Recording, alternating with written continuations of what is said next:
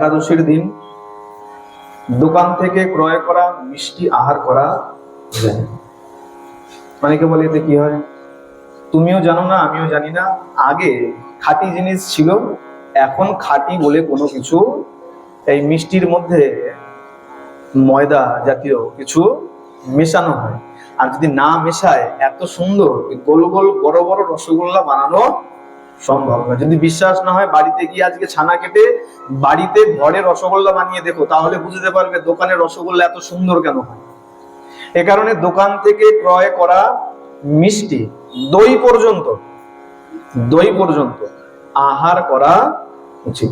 আর কাংস পাত্রে আহার করা উচিত নয়। আমাদের অনেককে দেখা যায় যে কাঁসার পাত্রে একাদশীর দিন আহার করা হয়। কাংস পাত্রে কদাপি একাদশীর দিন আহার করা উচিত নয়। আর একাদশীর দিন মধুও খেতে নেই।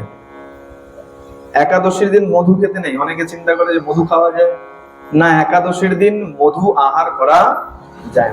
হরিভক্তি বিলাসে যদি একাদশীর বিষয় যেখানে আছে, সম্ভবত 17 থেকে 19তম বিলাস, পৃষ্ঠা নাম্বার মনে নাই, সেখানে পরিষ্কার বলা আছে যারা আমিষ দ্রব্য গ্রহণ করে, আমিষ আহার, কাংস পাত্রে গ্রহণ, মধু, এই সকল দ্রব্য একাদশী দ্বাদশী পর্যন্ত আর দশমী থেকে পর্যন্ত এইসব আহার করা যায়।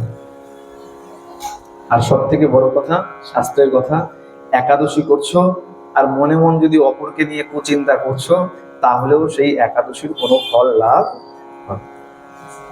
ভগবানের ব্রত করছি আর ব্রতে বসে বসে অপরের কুচিন্তা করছি, ওর যেন খারাপ হয়, এর যেন এটা হয়, তাহলে পরে ভগবানও তোমার দিকে দৃষ্টিপাত, দেবী একাদশীও তোমাকে কৃপা।